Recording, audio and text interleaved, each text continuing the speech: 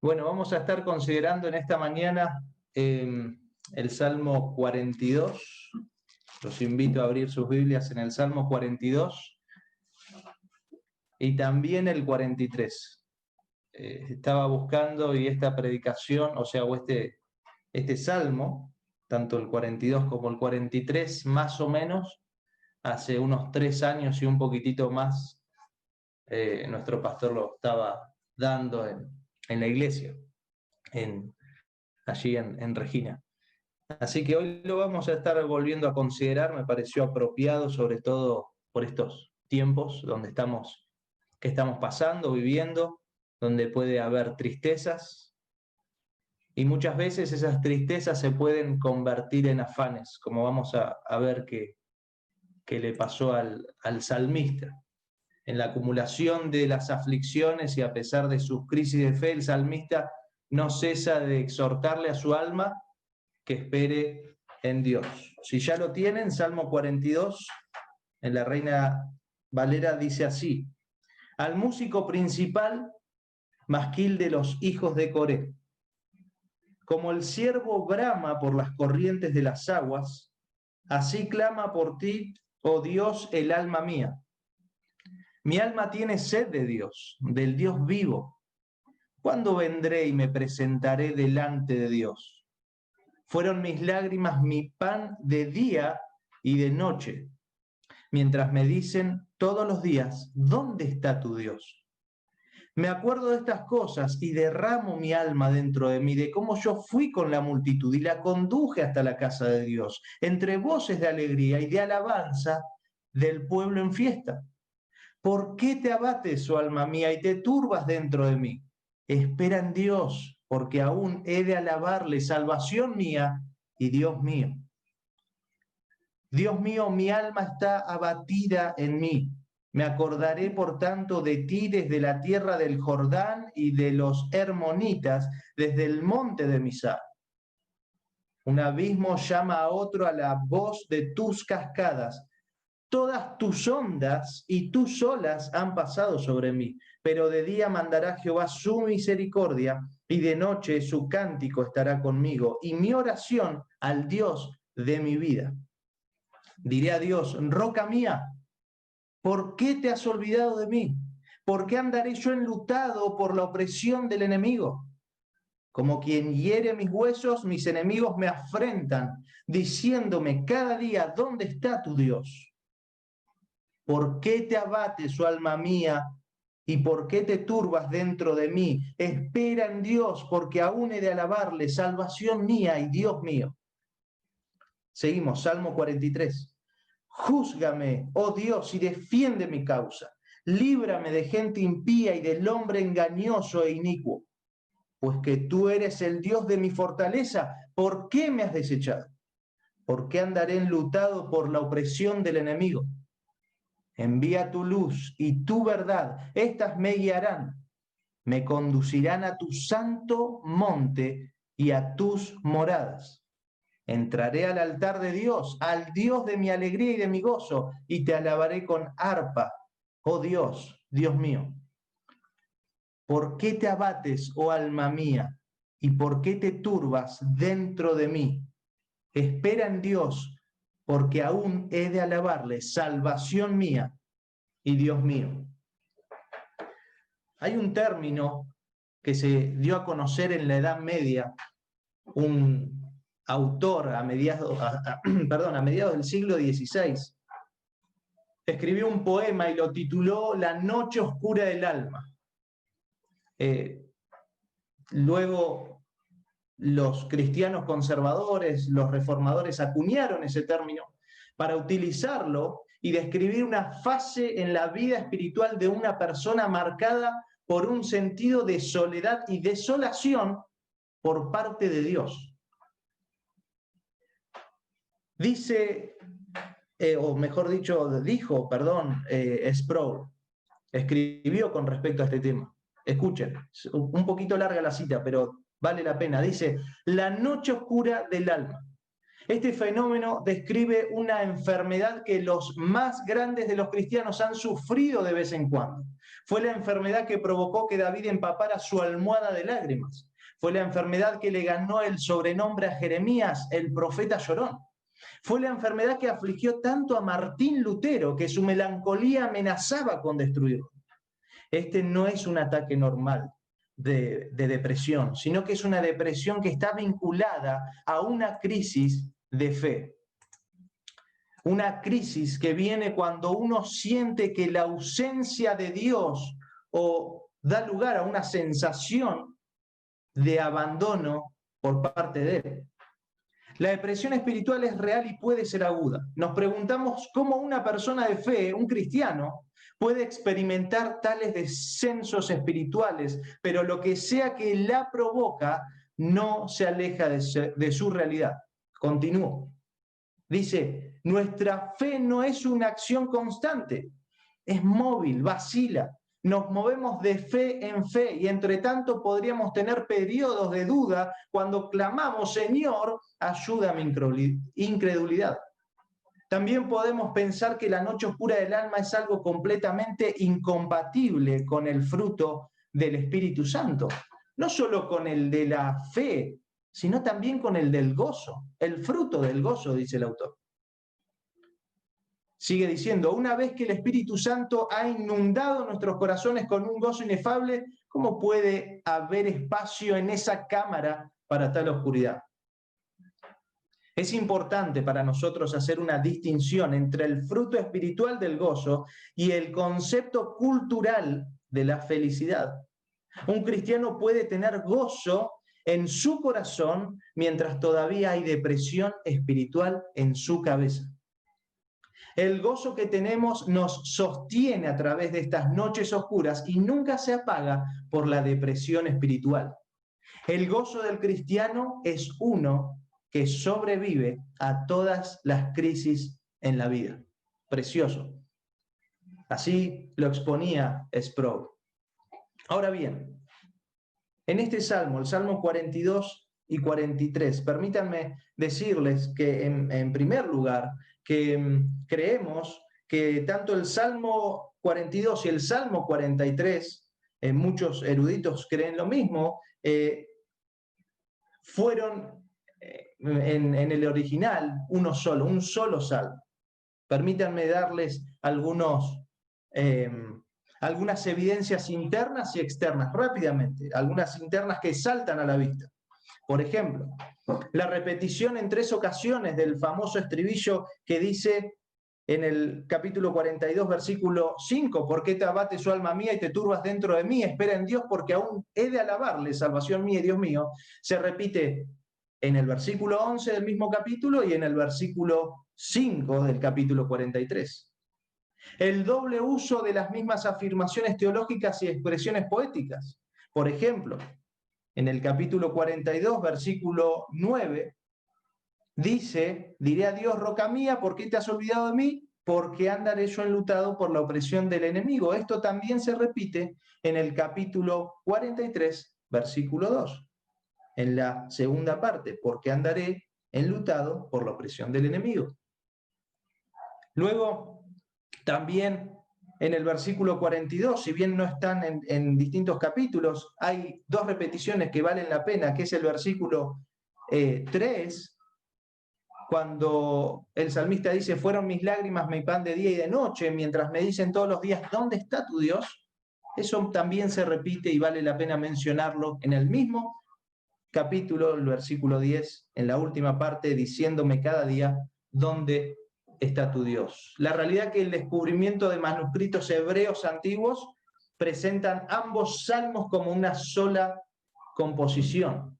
Lo más probable es que se haya dividido o lo hayan dividido cuando tradujeron el texto del hebreo al griego, lo que conocemos como la Septuaginta, y ahí dividieron este texto, no por algo malo o con mala intención, sino porque el primer capítulo, lo que nosotros tenemos como el capítulo 42, es un lamento, es una es un salmo de lamento. Los salmos se dividen en salmos de lamento, salmos de acción de gracias y otros más. Bueno, y este era un salmo de lamento, vieron que pertenecía al grupo de los salmos de lamento, y el capítulo 43, o lo que corresponde al capítulo 43, es una oración casi como de acción de gracias. Ahora lo vamos a ir viendo. Bien, eso simplemente para fundamentar por qué vamos a ver hoy los dos salmos juntos. Ahora bien, el salmista, lo que vamos a ver, el salmista no solo se lamentó por el profundo deseo de adorar a Dios en el capítulo 1 en el capítulo 42, versículo 1 y versículo 2, sino que lo deseaba hacer en su casa, en el templo de Dios, en Jerusalén. El capítulo 42, versículo 2, la segunda parte nos dice eso, y el versículo 6. De la misma forma como lo había hecho en un tiempo pasado. El versículo 4, vamos a ver cómo él tiene algunos recuerdos de cuando él guiaba al pueblo en la procesión a adorar a Dios. A su vez, debió lidiar con las críticas de gente malvada que lo acusaban de tener una falsa esperanza. Se aprovechaban de la situación del salmista para acusarlo falsamente. Eso lo encontramos en el versículo 3 y 9 y 10 del capítulo 42. Pero en esta acumulación de aflicciones, y a pesar de sus crisis de fe, en el versículo 6, versículo 7 al 9 y el versículo 2, por preguntas que le hace el salmista a Dios, el autor nunca cesó de exhortarle a su alma a que espere en Dios, como vimos los 3 versículos. Y ello lo llevó a poner su esperanza en el versículo 1, 3 y 4 del capítulo 43. Ahora bien, todos los salmos, la mayoría de los salmos, no todos, perdón, la mayoría de los salmos tienen una sobreinscripción. En nuestras Biblias tenemos un título que lo pusieron, eso no es inspirado, pero luego en letras más chiquitas, muchas de las Biblias tienen al músico principal, Masquil de los hijos de Coré. Eso sí es inspirado y nos da una orientación de cómo se debía, o les daba a los israelitas una orientación de cómo se debía leer el Salmo, o incluso muchas veces nos da nos orienta a lo que estaba viviendo el salmista. En referencia al músico principal, es decir, al director del culto, y la palabra masquil, que significa, es una traducción muy difícil, hay mucha discusión con esto, pero muchos también creen que masquil hace referencia a un salmo de orientación, un salmo para que nosotros podamos ser instruidos con él. Y así es como lo vamos a ver hoy. Esto no es nuevo, pero la referencia a los hijos de Coré sí lo es. Bueno, y acerca de los hijos de Coré tenemos el capítulo, en Números capítulo 26, versículo 10, antes también capítulo 16, primera de Crónicas, 6 al 16, ahí ellos habían pecado contra Moisés y Aarón, bueno, pero no toda la descendencia de Coré, no toda la descendencia de Coré fue destruida, sino que luego ellos fueron restaurados y comenzaron a ser parte activa del servicio en el templo, porteros y aquellos que también ayudaban en lo que era la adoración. Un total de 11 salmos están asociados con este grupo. En esta porción de las Escrituras, recordemos que los salmos se dividen en 5 libros. En este segundo libro, de hecho, el Salmo 42 y Salmo 43 inicia el segundo libro. En este segundo libro, lo que es el capítulo 42 al capítulo 49, todos aparentemente fueron realizados por los hijos de Coré, o quizás se les dieron para que ellos lo utilizaran. Ahora bien, Dice el versículo 1. Con respecto a esto, el título del sermón era una pregunta: ¿esperamos en Dios? Y vamos a ir caminando alrededor, o vamos a entrar en estos dos salmos, y vamos a dividirlo justamente como está. En la estrofa, el estribillo, eso nos va a marcar la primera parte, hasta el versículo 5, luego del versículo 6 al 11, otra estrofa, el estribillo, ¿por qué te abates, oh alma mía? Y el capítulo 43 de la misma forma, del 1 al 5, termina con el mismo estribillo. La pregunta es, en la primera parte, ¿esperamos en Dios en tiempo de sequía? ¿En tiempo de sequía espiritual? Miren esto, dice, como el ciervo brama por las corrientes de las aguas, así clama por ti, oh Dios, el alma mía.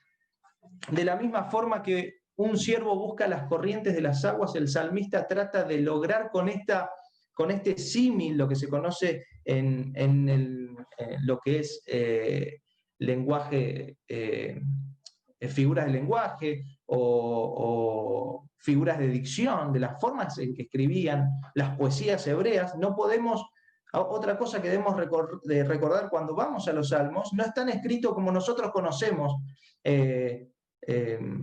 la poesía actual. La poesía hebrea se caracterizaba por principalmente los paralelismos, para que nos queden grabadas las enseñanzas o lo que leían en este caso, los israelitas. Y de esta forma, aquí vemos cómo el salmista utiliza la figura de un ciervo que busca las corrientes de las aguas para lograr una imagen vívida de la sequía espiritual en la que éste se encuentra. Así como los ciervos buscan las refrescantes aguas, quizás nunca vimos un ciervo, yo nunca vi un ciervo como va a buscar agua, que sin duda es indispensable para que él pueda vivir, pero sí quizás vimos algunos otros animales o lo vimos en películas. Uno entiende, no, es sencillo de entender. Igualmente el autor compara la necesidad que tiene su alma de buscar a Dios, el cual él sabe que es la fuente de la vida espiritual. Y recuerden esto, el salmista va en busca de Dios como la fuente de la vida espiritual. Pero no solo eso, el salmista continúa y repite la frase anterior, en otras palabras. Dice, mi alma tiene, el versículo 2, mi alma tiene sed de Dios, del Dios vivo. Inmediatamente lo podemos relacionar a la imagen que leímos con anterioridad, el del siervo. He aquí lo bello de la poesía hebrea, de la poesía hebrea, porque continuamente nos está recordando a través de imágenes lo que el salmista vivía, y también lo podemos relacionar quizás con algunas áreas en nuestra vida que estemos pasando, que hayamos pasado, o incluso que vamos a pasar en algún momento. Nadie está exento de esto. Ningún cristiano está exento de la depresión, ningún cristiano está exento de las tristezas. Al finalizar el sermón, cuando ya estemos llegando a lo último, voy a dar 4 aplicaciones para que espero sean de utilidad para tratar con nuestro corazón. Es sorprendente, y hago un paréntesis, buscaba datos oficiales de personas con depresión, y la Organización Mundial de la Salud en el año 2016 lo renovó en el 2019 y no mejoró. Dice que más de 300 millones de personas por año,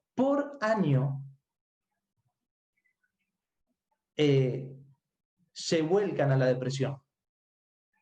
Eso es tremendo. 300 millones de personas.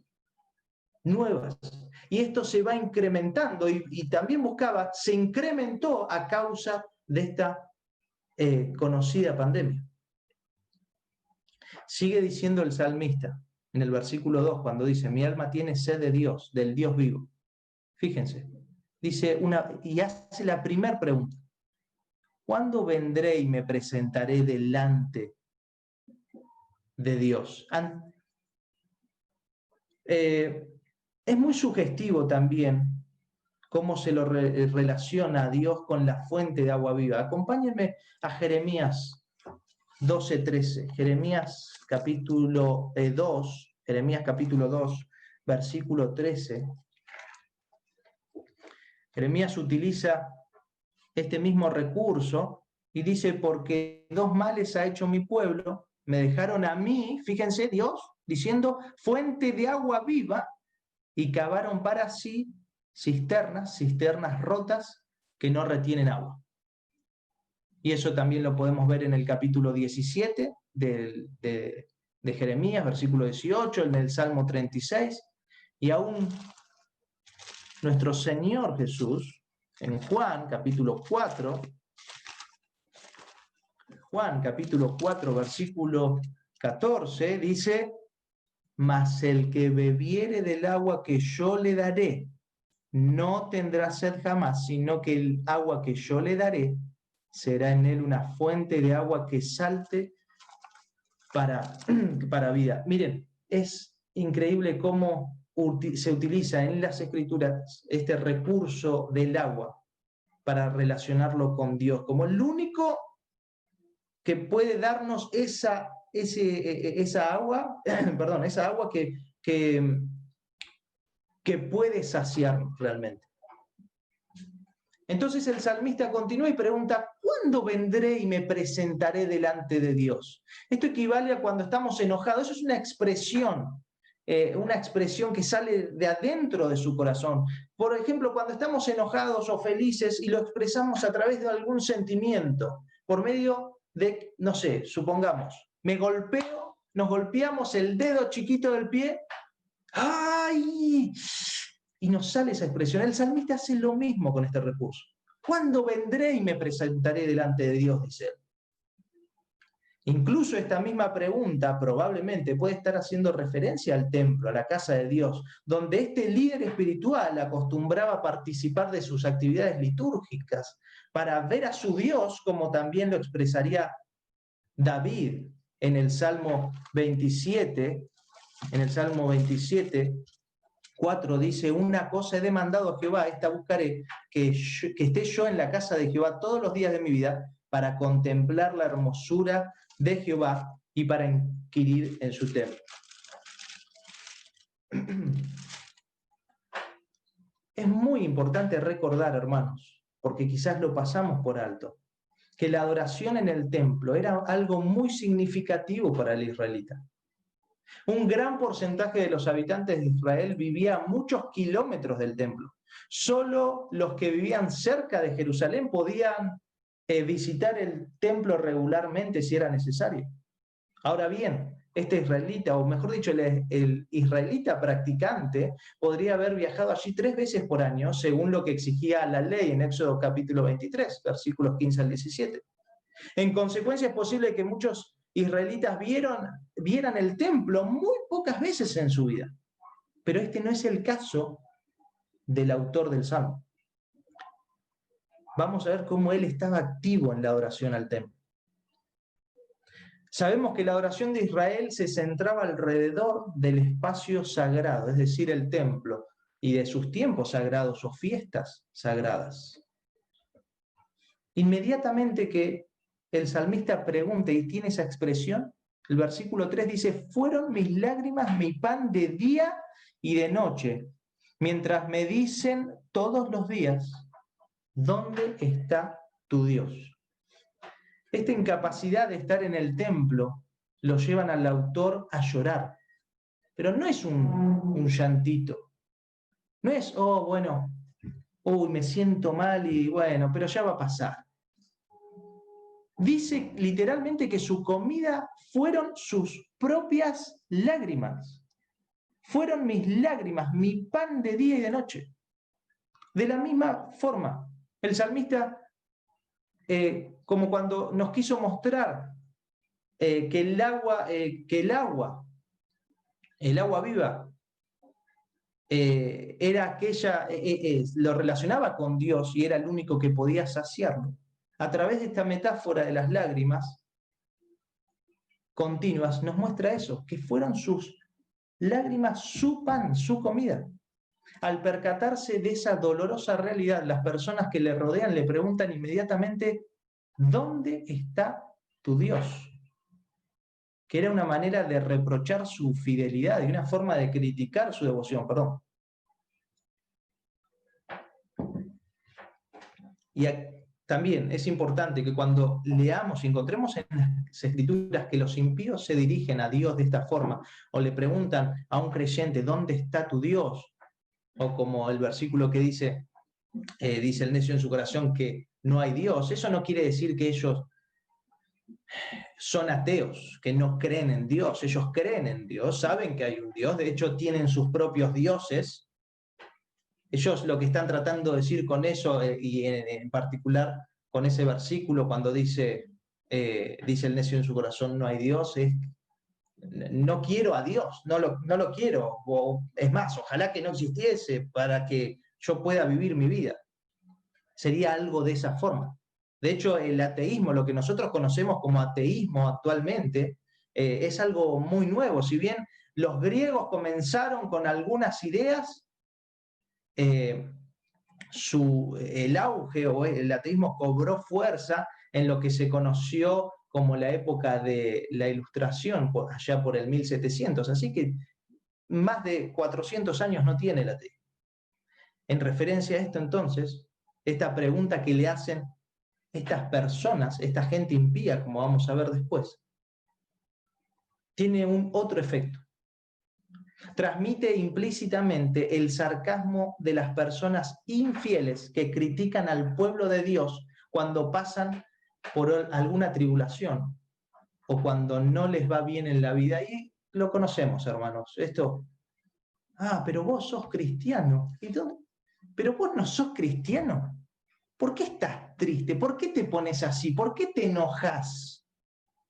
Es como una cachetada, como quien dice, para nosotros. Es como golpes que Dios permite. Y lo vamos a ver en este salmo. Para que reaccionemos, hermanos. Es para que reaccionemos. Y aquí es donde vemos que el salmista comete uno de sus primeros errores para tratar con su profunda angustia. Él dice el versículo 4, miren, dice, me acuerdo de estas cosas y derramo mi alma dentro de mí, de cómo yo fui con la multitud y la conduje hasta la casa de Dios, entre voces de alegría y de alabanza del pueblo en fiesta. Él recurre a las memorias de su vida, a esos buenos momentos, lo que hoy conocemos como pensar positivo, para tratar de lograr o superar la depresión. No importa, dale. Nosotros como hermanos muchas veces, bueno, trata de salir a caminar, trata de poner tu mente, no sé, mira tele, no sé, hacer otra cosa, tranquilo, ya va a pasar, va a estar todo bien. Y eso es lo que hace el salmista. Pero claro, no sin antes mirarse para adentro. Literalmente utiliza la palabra de verter, como verter un líquido. Vierte o vierto mi alma dentro de mí, dice. Y este lenguaje es similar al que utiliza Jeremías en Lamentaciones. Fíjense, Lamentaciones, capítulo 2, versículo 19. Levántate, da voces en la noche al comenzar las vigilias, derrama como agua tu corazón ante la presencia de Dios. La diferencia con este y otros textos es, con este texto del Salmo, es que el salmista se mira hacia él mismo y no derrama su vida delante de Dios, la derrama sobre él mismo. Este es un intento de descargarse de un dolor, de una aflicción. de una agonía intolerable. ¿Cuántas veces nosotros hacemos lo mismo? Damos vueltas, como decimos, damos vueltas para ir a Dios. Bueno, no voy. Y pensamos, y nos hablamos, porque nos hablamos a nosotros mismos, ¿sí? Empezamos a, bueno, sí, y tenemos la voz de nuestra conciencia. El Señor lo utiliza para que, bueno, lee las Escrituras, habla con el hermano, compartí tu carga con ese hermano maduro, orá, andá en oración a Dios, y nosotros damos vueltas, y también lo conocemos, todos pasamos por esto. Martin Lloyd-Jones, él escribió alrededor de 13 sermones que después los editaron y los hicieron un libro muy famoso para tratar la depresión. De hecho, el título de su libro es, si mal no recuerdo, La depresión, creo que sus males o algo así, y su cura. Una cosa así está en internet para la venta. Y cuando escribe estos sermones, la mayoría los basa en este capítulo, en estos capítulos, en el capítulo 42 y 43. Y en relación a lo que nosotros conocemos hoy como introspección, cuando miramos hacia nosotros, nos miramos a nosotros mismos y empezamos a analizarnos a nosotros mismos, él escribe esto, escucha. Los días en que vivimos son pragmáticos.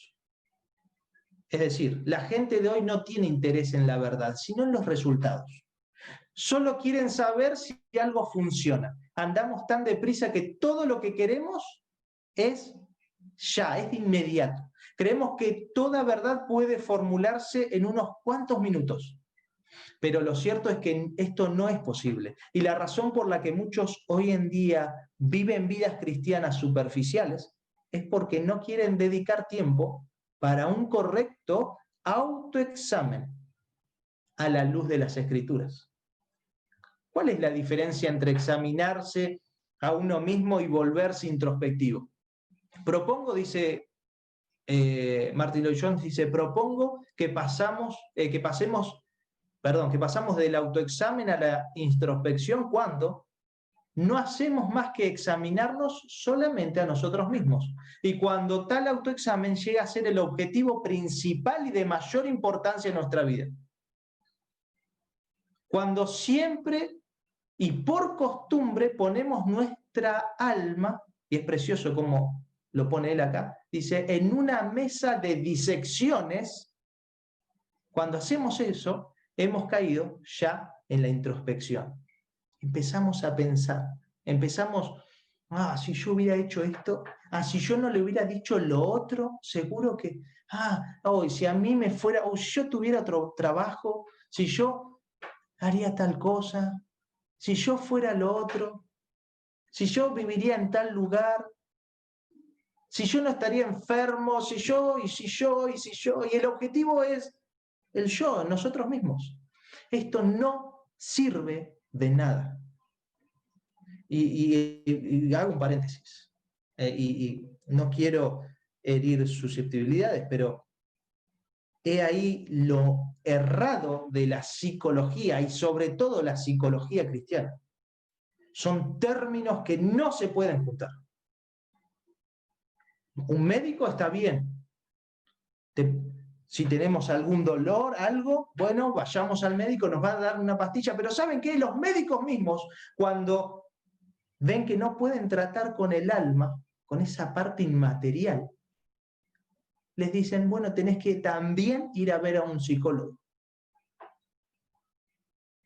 No sirve de nada. Hermanos, lo que yo les estoy proponiendo en el día de hoy es que podamos volver a las Escrituras.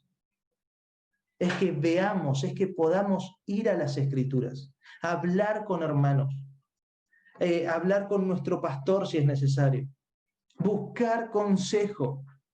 En Estados Unidos, veía también que en Estados Unidos la psicología cobró mucha fuerza después de que se corriera lo que se conocía como el Ministerio de Consejería Pastoral.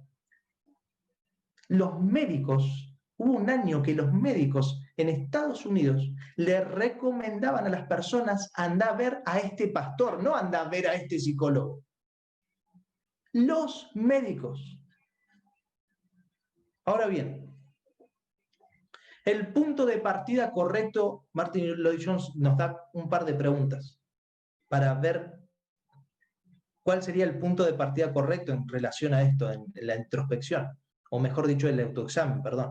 Debe ser, ¿nos conocemos a nosotros mismos? ¿Conocemos nuestros propios peligros? ¿Sabemos a qué estamos particularmente sujetos? La Biblia, hermanos, rebosa de enseñanzas al respecto. Nos advierte de qué debemos tener cuidado, tanto en nuestra fuerza y en nuestra debilidad. Pero vamos a ver cómo sigue diciendo el salmista, y ahí ya entramos al estribillo. Dice, ¿por qué te abates, oh alma mía, y te turbas dentro de mí? Ahí la palabra abatir es estar desesperado, está desesperado el salmista. Y la palabra que utiliza, que dice, y te turbas, turbar la palabra, es como emitir sonidos que expresan un clamor, es un alboroto.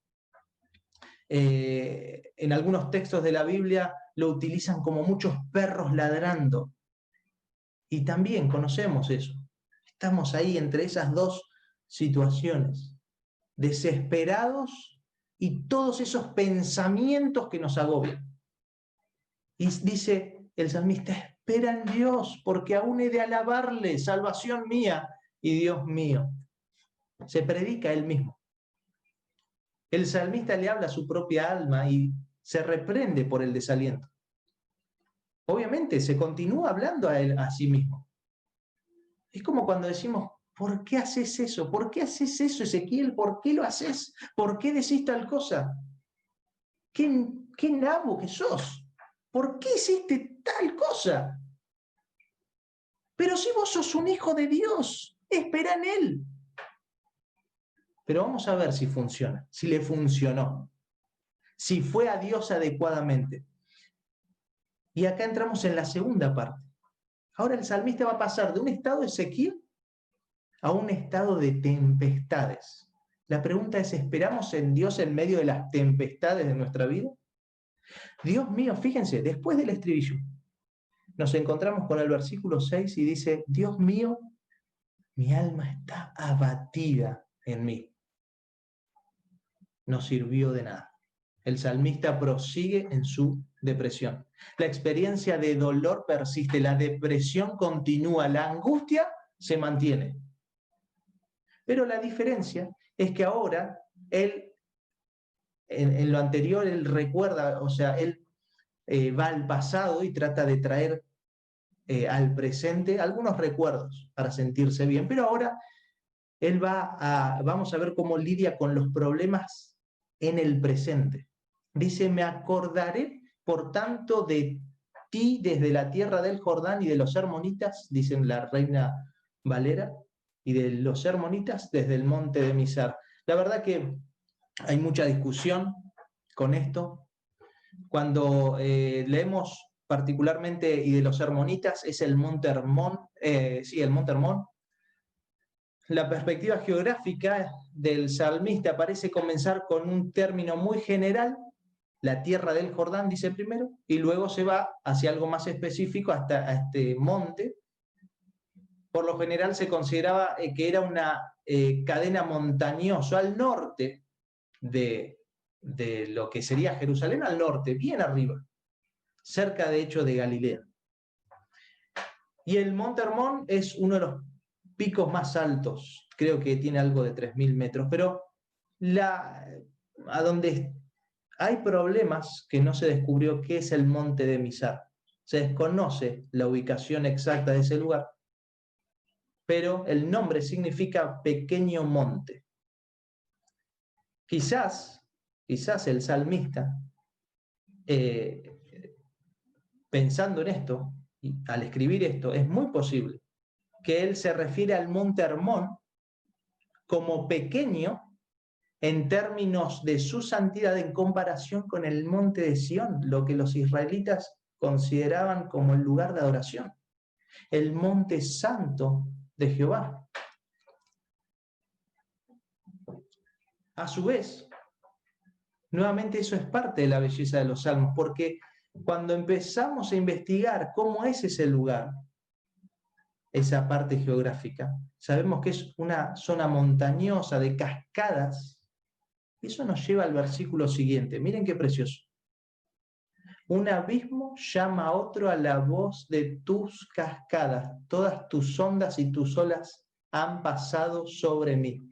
La referencia constante al agua, elemento que escaseaba en el versículo 2, ahora se va a convertir en una furiosa tempestad.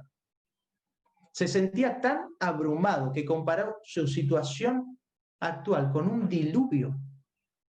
Son figuras literarias que aluden a problemas realmente serios. Sin embargo, como todo buen creyente, el salmista reconoce algo. Hermanos, este es un creyente. ¿Sí? Paréntesis, este es un creyente, no es un impío. Y él reconoce algo. Él dice, un abismo llama a otro a la voz de tus cascadas, a las de Dios. Todas tus ondas y tus olas han pasado sobre mí. Y eso mismo lo lleva a elevar, y como que corta el salmo acá porque lo lleva a elevar una oración muy significativa. Después de decir eso, él dice, pero de día, el versículo 8, de día mandará Jehová su misericordia, es hermoso esto, y de noche su cántico estará conmigo, y mi oración al Dios de mi vida. Cuando utilizan los dos términos, el término de Jehová y misericordia juntos, la palabra para misericordia no es solamente bondad, no es solidaridad. La palabra misericordia, que la traducen como misericordia, es una palabra muy difícil de traducir, que no hay en la literatura en español, entiendo que en inglés tampoco, algo que abarque tres términos: amor, lealtad y compasión. No hay un término que abarque todo eso. Es el término en hebreo gesed. Cada vez que lean en los salmos misericordia, es el mismo término. Es un amor leal, es el amor leal de Dios. Y fíjense, el salmista lo utiliza. Él dice, mandará Jehová su misericordia. Y Jehová, en todo el salmo, no lo nombra, es la única forma que lo va a nombrar como Jehová, recordando y hace referencia al Dios del pacto. Es la única vez que lo nombra en todo el salmo. En cierto sentido, como dicen algunos comentaristas, esto me gustó mucho, parece que el salmista aquí toma una bocanada de aire divino mediante esta declaración de confianza. Viene con las tempestades y como cuando alguien sale de adentro, desde abajo del agua, perdón, y respira. Es como una bocanada de aire que el salmista toma, pero a su vez, lamentablemente, continúa quejándose. Miren, y esto es extraño, en parte porque nos muestra cómo la persona que está angustiada puede hacer una preciosa oración y a los momentos cambiar de nuevo. Algunos los llaman, un término médico, dicen que es bipolaridad. No creo que sea así, digamos, pero lo definen como bipolaridad, ¿no? De golpe estás bien y al rato pasó algo, no, ya todo se derrumbó, ya están las quejas, ya está, estoy triste otra vez. Perdón, hermano, ¿se escuchaba algo? Ahí está. Nuevamente estoy abrumado. Y esto es lo que le pasa al salmista. Hizo una oración preciosa. De día mandará Jehová su misericordia y de noche su cántico estará conmigo y mi oración al Dios de mi vida. Y el versículo 9 dice, diré a Dios, roca mía. Él dice, roca mía. Esto equivalía y está asociado a la protección, a un lugar de refugio. ¿Por qué te has olvidado de mí? Él le pregunta a Dios, ¿por qué te has olvidado de mí? ¿Por qué andaré yo enlutado por la opresión del enemigo? Otra cosa, hermanos. Nosotros podemos preguntarle a Dios por qué, pero debe ser en estos términos. debe ser en términos que no tenemos que estar atacando su soberanía, sus atributos. Y la mejor forma de ir al Señor cuando estamos en este tipo de situaciones es recurriendo a los salmos. Ellos nos van a poner los límites de cómo debemos ir a Dios. De cómo debemos ir a Dios. Él dice: ¿por qué andaré yo enlutado por la opresión del enemigo?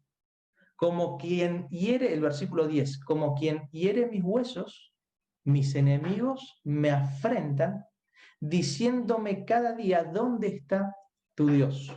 Y una vez más, allá abajo, el salmista lo único que puede ver son sus problemas, los problemas que le estaban afectando. Nuevamente, los enemigos lo afrentan y lo critican, pero esta vez nos deja una imagen aún más vívida, a diferencia del versículo 3, si lo recuerdan, que también le preguntan: ¿dónde está tu Dios? Acá le dicen, él dice: como quien hiere mis huesos. Esto es como cuando alguien cala profundo. Esto es lo que me están diciendo, me partió en el alma. Me está comiendo, como cuando decimos me está comiendo la cabeza. Esto no. De la misma forma, literalmente se traduce como quien mata o asesina mis huesos. Y otra vez, nuevamente, recurre al mismo estribillo, el versículo 11. ¿Por qué te abate su alma mía? ¿Y por qué te turbas dentro de mí? Espera en Dios, porque aún he de alabarle, salvación mía y Dios mío. Y esto también es interesante porque estos versos con sus preguntas y sus imperativos nos muestran cómo el salmista, ya sea el salmista o yo o vos, podemos estar dando vueltas en un ciclo constante. Y esto es lo bello nuevamente de los salmos, de los recursos que tiene la poesía hebrea para enseñarnos algo. Estos tres estribillos funcionan como un círculo. De hecho, el término específico es cicloide, una repetición circular. Se repite con énfasis 3 veces la misma pregunta: ¿por qué te abate su alma mía? Y 3 veces tenemos la misma bendita respuesta: espera en Dios. Y también todos sabemos eso. Estamos dando vuelta en lo mismo. Bueno, espera en Dios. Y el salmista trata de hacer esto. Pero ahora sí, el salmista, va a cambiar de estrategia. Él va a esperar en Dios realmente. Y hermanos, esperemos en Dios. El capítulo 43 comienza diciendo: júzgame, oh Dios, y defiende mi causa. Líbrame de gente impía y del hombre engañoso e inicuo. Ya ahora el salmista pasa a hablar directamente con Dios. Ya no habla más con él mismo. No habla más con él mismo. Hasta el versículo 5 del capítulo 43, él no va a hablar más consigo mismo. Va a recurrir a la oración realmente. No va a traer nada a la memoria, sino que apela a 2 términos. Fíjense: júzgame y defiende. Júzgame, oh Dios, y defiende mi causa. Un comentarista dice que el salmista apela a 2 términos legales para dirigirse a Dios y de esa manera pedirle a él que él fuera su juez y su abogado defensor. Aquel que le haga justicia, también que lo gobierne y a su vez dice que lo defienda, que pelee por él, que defienda su causa. Aún le pide a Dios ser librado de sus enemigos, aquellos que lo atormentaban constantemente. Él dice: pues que tú eres el Dios de mi fortaleza, ¿por qué me has desechado? La segunda parte, perdón, ¿por qué andaré enlutado por la opresión del enemigo? Vemos aquí, en comparación con los otros 2 párrafos anteriores, el crecimiento y el progreso que tiene el salmista. Pero, como leímos ahí en el versículo 2, continúa teniendo algunas dudas. Pero ahora estas van a estar fundamentadas en algo. Él dice: pues o ya que, creo que lo traduce la Biblia de las Américas, pues que tú eres el Dios de mi fortaleza. Es el Dios de su seguridad, la fuente de su seguridad.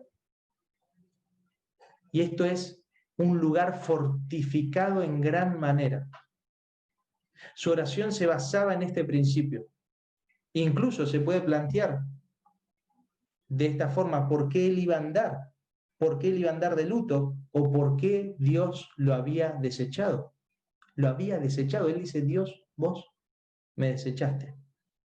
Pero bueno, no importa, él ya está hablando, ya está orando a Dios. Ahora bien, ustedes pueden decir, perfecto, pero todo muy lindo.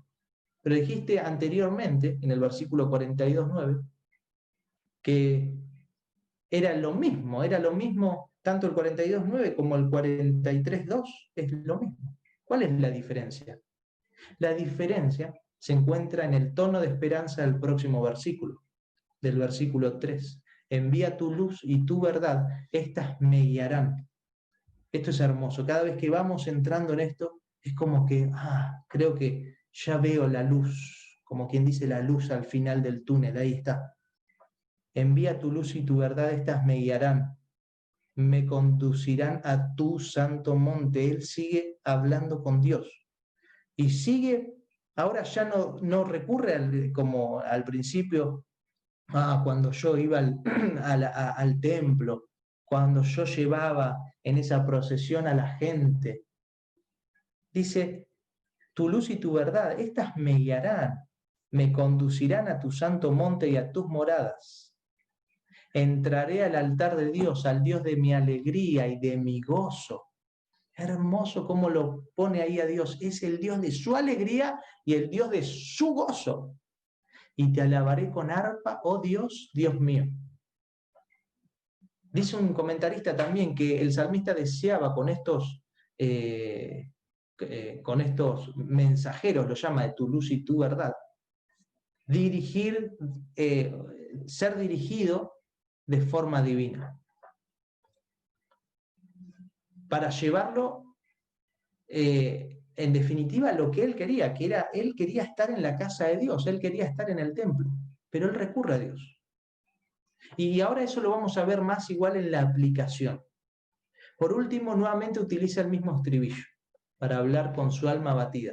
Su alma sigue, hermanos, no sabemos si se solucionó el problema del salmista. Esperemos, si partimos a la presencia del Señor, vos escribiste este salmo que nos pueda decir, ¿no? Pero él continúa, es un creyente y continúa abatido, turbado. Dice, ¿por qué te abate su alma mía? Pero tiene otro tono ya esta.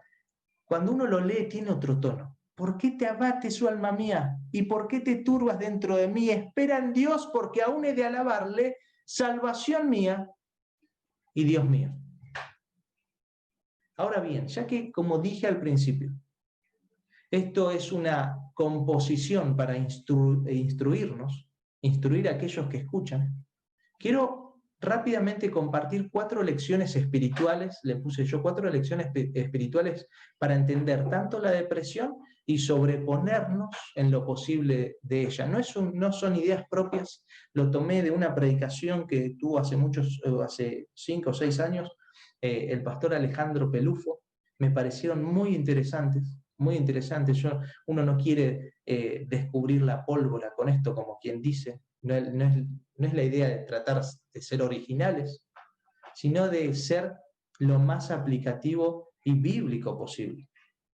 Y él decía en estas aplicaciones, en estas 4 lecciones, la primera, que la depresión, hermanos, la depresión es posible en la vida de un creyente. No es la situación normal. No, sin duda que no es la situación normal de un creyente, porque la situación normal de un creyente es armonía con Dios, es el tener gozo, pero es posible. Como también lo mencioné en un principio, que en su escrito Sproul lo decía, es posible que uno atraviese por esto. Aunque seas creyente. De hecho, si sos creyente, es posible que vivas esto. Porque el salmista, como vemos acá, era creyente.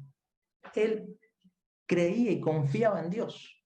De hecho, le dice el Dios de salvación mía y Dios mío 3 veces, constantemente. Y vemos un ejemplo en el Nuevo Testamento de esto. Y es el mismo ejemplo de nuestro Señor Jesús. Yo no sé, pero quizás nuestro Señor Jesús pasó por lo mismo. Cuando va a orar al Getsemaní, 3 veces ora. Y él dice que su alma estaba muy triste. Allí en Mateo lo tenemos. No podemos entender todo, no podemos entender cómo Jesús pasó por esto, pero nuestro Señor nos entiende. Quizás cargas con la culpa de decir, a mí no me puede pasar esto, yo soy creyente. ¿Cómo me va a pasar esto? Bueno, anda al Señor. Segundo, ¿sí? Nosotros ya entendemos y sabemos que la depresión puede pasarnos. También debemos saber que lo que llamamos nosotros introspección se le llama en la literatura un soliloquio, es hablar con uno mismo. Y todos hacemos esto, como dije en el transcurso del sermón, lo fui diciendo. El punto aquí es qué nos decimos. Esa es la principal causa de depresión y debemos tener mucho cuidado con eso.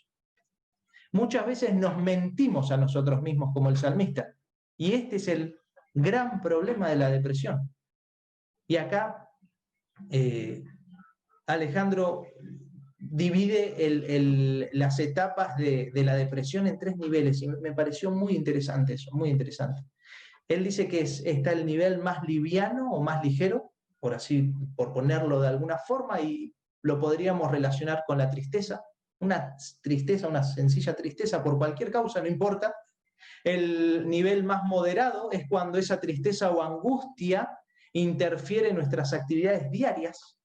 Esto ya comienza a ser peligroso, porque no tengo ánimo, estoy tirado en la cama y no, la verdad que ya no, esto me parece que no tiene solución y me empiezo como mis fuerzas empiezan a decaer. Y es así, es como quien dice, empezamos a meternos en un pozo. Se comienzan a sumar para variar otros motivos para estar mal, porque al estar triste no quiero hacer nada, me empiezo a decaer y no cumplo con mis responsabilidades, no atiendo a mi familia, en lo personal supongamos, no atiendo a mi familia, no hablo con mi esposa, no quiero ver a mis hijos. Bueno, todo eso van sumando motivos para pasar al tercer nivel de la depresión, que es el nivel más severo. Es aquella persona que se convence a sí misma que es imposible seguir adelante, no vale la pena, ¿para qué voy a salir de esto? ¿Para qué? Y fíjense, por lo general todo empieza de una forma ligera, una tristeza, algo, se transforma en una moderada y termina en un estado severo. Y esto es muy peligroso porque es la causa de muchos suicidios. Es sorprendente, hermanos. Hay una página en internet que lleva datos reales y actualizados. Y dice, esa página decía que mueren por día, me pareció muy exagerado, pero lo ponen por minutos, creo, y es sorprendente también, pero por día mueren entre 40 y 100 personas en cada uno de los países, como haciendo un promedio, en cada uno de los países en el mundo. 40 personas por segundo, decía. Es muchísimo, me pareció mucho, pero la realidad es que el suicidio existe y es causa de esto. Fíjense lo que decía Pablo, 2 de Corintios. Ya vamos terminando. 2 de Corintios, Pablo en relación, o sea, mejor dicho, nos da una pista de estos niveles. 2 de Corintios capítulo 4, versículo 8 al 9. Estamos atribulados en todo, mas no angustiados, en apuros, mas no desamparados, perseguidos, mas no perdón, el anterior es en apuros, mas no desesperados, perseguidos, el versículo 9, mas no desamparados, derribados, pero no destruidos. Nos da como una pista de estos niveles que dijimos. La cosa no anda bien, pero no está tan mal tampoco. Ahí dice, angustiados, atribulados, pero no angustiados. No estamos angustiados, no estamos desesperados, no estamos desamparados, es muy importante eso, y no estamos destruidos. Ahora bien, no estamos minimizando, como dije en un principio, a aquellos que pueden quizás estar bajo medicación o estar haciendo algún tratamiento. Lo que estoy tratando de hacer con esto es que consideremos la sabiduría de las Escrituras, que en definitiva son las cosas que nos pueden servir y nos sirven, nos sirven para nuestra alma, para que terminemos dándole gloria a Dios. En la Escritura queda claro que nosotros somos muy débiles y también que hay causas y ocasiones. Si una cosa es la causa y otra cosa es la ocasión. Una enfermedad, un dolor, la partida de un ser querido, una separación, una tristeza, me despidieron del trabajo, puede ser una ocasión, una crítica, un desprecio, lo que sea, puede ser una ocasión. El tema es que esa ocasión provoca esa causa. Hay muchas cosas que ocasionan ese desánimo o que podamos estar deprimidos, pero el punto es lo que tanto vos como yo hacemos con esas ocasiones.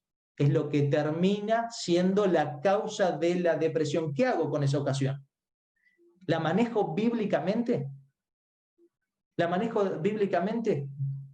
Busco en oración al Señor y a hermanos maduros en la fe y mira, me pasa esto, me pasó esto.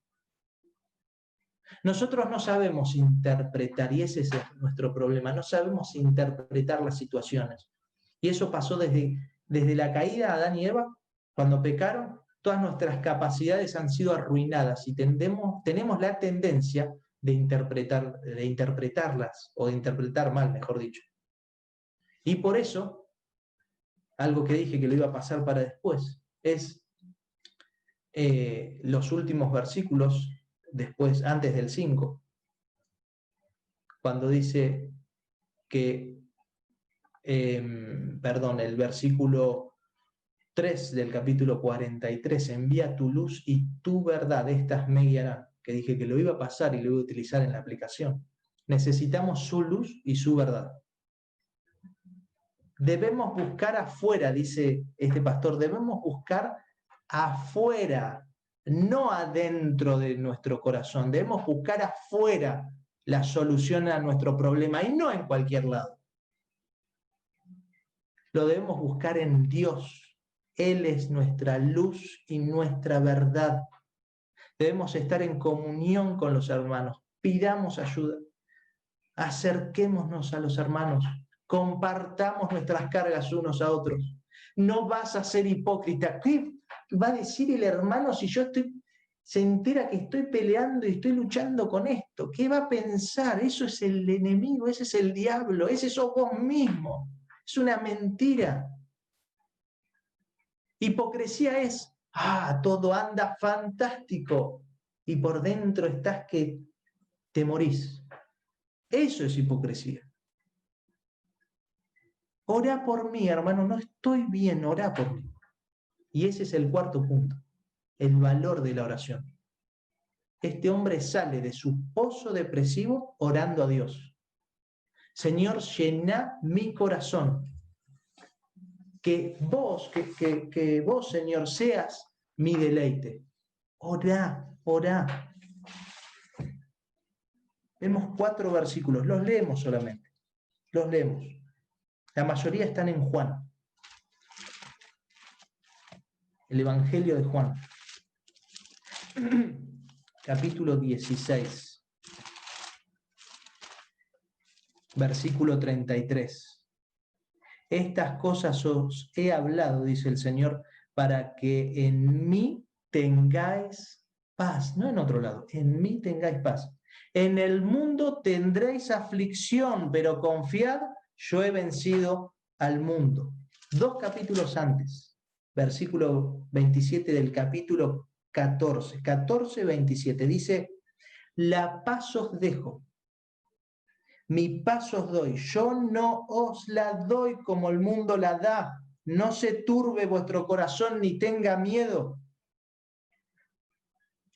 Hebreos, capítulo 10. Hermanos, esto, lo que dije anteriormente, es para los creyentes. La paz la encontramos en Cristo. Y si vos todavía no creíste en Cristo, hay algo peor que la depresión. Hay algo peor que la depresión. Hebreos capítulo 10, versículo 31 dice, horrenda cosa es caer en manos del Dios vivo. Eso es lo horrendo. No solamente vas a vivir deprimido en esta vida si no fuiste a Cristo. Peor aún, te vas a encontrar con el Señor adelante de Él y el Señor te va a expulsar, te va a enviar al infierno. Si no creíste en Cristo, en su Hijo, si no depositaste tu fe en Él. El capítulo 1 de Juan dice, el versículo 12, mas a todos los que le recibieron, a los que creen en su nombre, en el nombre de Cristo, les dio potestad de ser hechos hijos de Dios. ¿Estás deprimido y no sos creyente?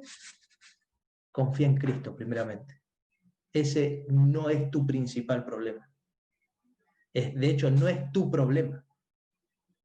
Tu problema es que te vas a encontrar con Dios y no tenés ese salvavidas que es Cristo. Ese es tu problema. ¿Sos creyente? Si no sos creyente, era lo anterior, perdón, pero si sos creyente, si creíste en Cristo y aún decís, ¿cómo me puede pasar estas cosas a mí? Orá, anda al Señor, orá, y como el salmista, repetite por 3 preguntas que te hagas, ¿por qué estoy abatido? ¿Por qué me pasa esto? Espera en Dios, espera en Dios, espera en Dios. Vamos a orar, hermanos. Gracias, Señor, te damos, sin duda que te damos gracias. Gracias porque tú eres el Dios de nuestra salvación, el Dios de nuestra vida. Gracias. Gracias por Cristo, gracias porque Él nos prometió una paz que el mundo no nos puede dar. Ayuda a aquellas personas, Señor, que están escuchando o que van a escuchar este mensaje, que no han creído todavía en Cristo y están en un pozo depresivo o están tristes por cualquier situación. Amado Dios, rescátalos de su vana manera de vivir primeramente. Dales esa paz que solamente vos podés dar. Y Señor, a tus hijos, ayúdanos a recordar estas verdades constantemente.